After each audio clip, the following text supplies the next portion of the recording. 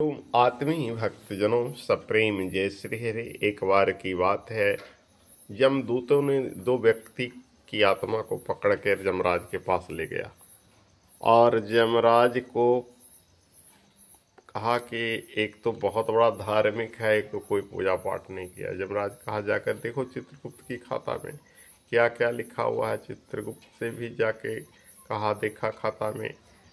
धनी व्यक्ति जो था, बहुत स्कूल कॉलेज मंदिर बहुत निर्माण कराया, लोगों को बहुत सहायता किया। और एक व्यक्ति जो गरीब था, वो जीवन में कोई पुण्य नहीं किया, लेकिन एक ही पुण्य किया। एक बार कोई कुत्ता भूखा प्यासा उसके पास आया, जिसे वो अपनी सारी रोटियां उसे खिला दिया। अब चित्रगुप्त महाराज ने जमदूतों को कहा कि एक को ले जाकर नरक में धर लाओ और एक को ले जाकर स्वर्ग में धर लाओ। तो नरक में किसे ले जाना है? तो सेठ को। और स्वर्ग में किसे ले जाना है? तो उस गरीब को। दूतों ने पूछा, ऐसा क्यों? सेठ ने तो बहुत पुण्य किया, बहुत स्कूल कॉलेज मठ मंदिर बनाया, और इसने क्या पुण्य किया? तो बस एक ही बार कुत्ते को खिलाया। तो फिर इसे नरक में क्यों भेज रहे हैं? समझ में नहीं आ रहा है, मुझे कुछ तो बताने की कृपा करें।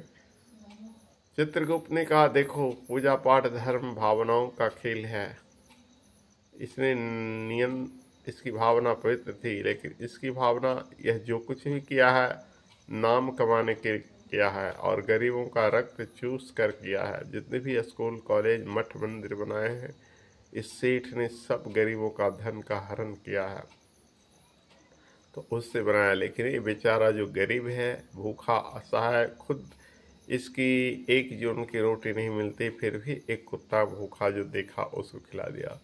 तो पुण्य जो है भावनाओं पर निर्भर है, पाप और पुण्य भावनाएं पर निर्भर करती है। आज भी समाज में बहुत सारे ऐसे व्यक्ति हैं जो दान पुण्य तो बहुत करते हैं, लेकिन 2 नंबर के धंधा ही ज़्यादा करते हैं और उसी धनराशि को दान राशि में परिवर्तित करके समाज में वो नाम कमाना चाहते हैं। कभी वे ऐसे ही व्यक्तियों को, ऐसे ही बाबाओं को दान करते हैं, ऐसे ही जहां उनका नाम छपता हो, जहां उनका नाम टीवी स्क्रीन पर आता हो, जहां उनका नाम मंदिर में शिलालेख में आता हो, जहां उनका नाम, जिस बाबा की दबदबा। राजनीतिक लोग वैसे बाबाओं के ही ज़्यादा दान करते हैं जहां से उनको बहुत सारे शिष्यों से वोट लेने की आशा हो। लेकिन बाबा साधु संत ऐसे भी बहुत किनारे हैं जिनका नाम उन तक नहीं है, लेकिन वे आशा हैं, उनको 2 जून की रोटी भी नहीं मिल रही है। किसी ढंग से मंदिर का उनका मेंटेन भी नहीं हो रहा है, न मंदिर की रंगाई पुताई हो रही है, न उनकी कुटिया में कोई चमक दमक है। लेकिन नेता लोग कभी औसे के पास जाकर दान नहीं करेंगे। कोई भी सेठ साहूकार वैसे लोगों को जाकर दान नहीं करेगा। दान करेगा उसी का जिसका पॉकेट भरा हुआ है, उसी का पॉकेट भरने पर अदा क्यों टीवी स्क्रीन पर उसका नाम आएगा या राजनीतिक हथकंडाओं में उसका लाभ होगा। नेता लोग जो सांसद हैं, विधायक ही खड़े हैं, तो देखते हैं कि इन बाबों के पास करोड़ों शिष्य हैं, तो चलो ना इनको देंगे तो हमारा भी वोट बैंक बढ़ेगा।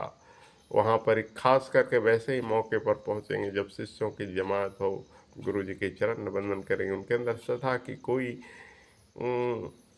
सीमा नहीं है, श्रद्धा का कोई अंश नहीं है, फिर भी वो दिखावा इतना करेंगे कि ताकि उनके भक्तगण उसी पार्टी को वोट दें जो उनके बाबा को, जो उनके गुरु बाबा को कुछ डोनेट किए हैं।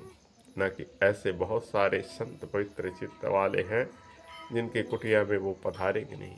ऐसे ही बहुत सारे मंदिर हैं जिनकी कुटिया का मेंटेन नहीं हो पा रहा है, लेकिन वहाँ कभी कोई न सेठ पहुँचेगा, नहीं कोई नेता पहुँचेगा। तो ये सेठ महाराज भी उसी कैटेगरी के थे जो बड़े बड़े मंदिर मस्जिद जो भी बनाए सिर्फ नाम कमाने के लिए। तो ऐसे लोग को सिर्फ नरकों में न सर। लेकिन वो बेचारा गरीब कुत्ते को भी खिलाया, भूखे रहकर भी खुद, तो ऐसे व्यक्ति को पुण्य मिलता है। ऐसे ही व्यक्ति पुण्य के भागी होते हैं जो सही वस्तुओं का आकलन करते हैं, सही संतों के पास जाते हैं और सही लोगों को दान करते हैं। जहाँ ना उनके नाम की कोई तृष्णा होती है और कोई लोभ आकांक्षा नहीं होती है तो पुण्य के भागी वही हैं, स्वर्ग के भागी वही हैं। हरि ओम तत्सत।